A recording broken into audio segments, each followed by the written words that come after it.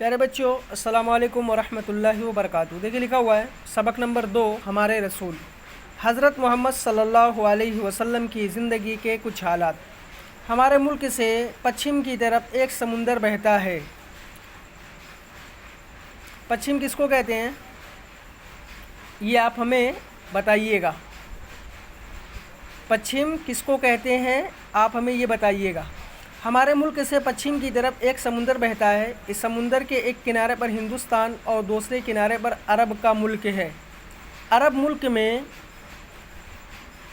یوں تو بہت سے شہر ہیں، لیکن ان میں سے 3 شہر بہت مشہور ہیں: مکہ، مدینہ، طائف۔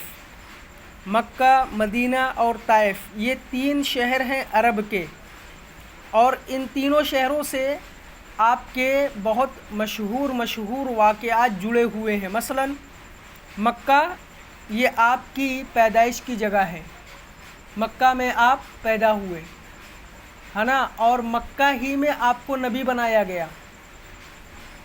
مدینہ، آپ صلی اللہ علیہ وسلم نے ہجرت کی مدینہ کی طرف، اور مدینہ میں آپ نے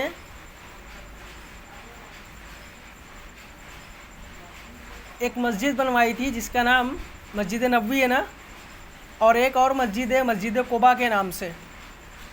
طائف، آپ نے اس کا نام بھی سنا ہوگا۔ طائف آپ گئے تھے تبلیغ کے لیے، اور طائف کے لوگوں نے آپ کو پتھروں سے مارا تھا، آپ لہو لہان ہو گئے۔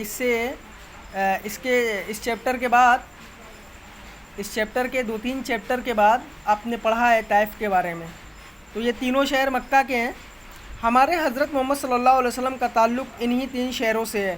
آپ صلی اللہ علیہ وسلم شہر مکہ میں پیدا ہوئے۔ آپ کی تاریخ ولادت کے بارے میں اختلاف ہے، لیکن زیادہ صحیح یہ ہے کہ آپ 9 ربیع الاول پیر کے دن حضرت عیسیٰ علیہ السلام سے 571 برس بعد پیدا ہوئے۔ یہ جو مشہور ہے کہ آپ 12 ربیع الاول کو پیدا ہوئے، صحیح نہیں ہے۔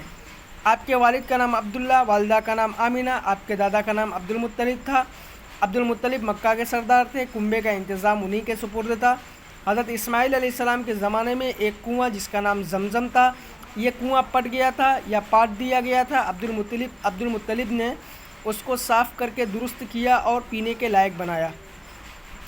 آپ اس سبق میں ہمیں بتائیے پچھم کسے کہتے ہیں، مکہ، مدینہ اور طائف کے بارے میں آپ کچھ بتائیے، اور پھر اس کے بعد آپ صلی اللہ علیہ وسلم کے والد، والدہ اور دادا کا نام بھی بتائیے۔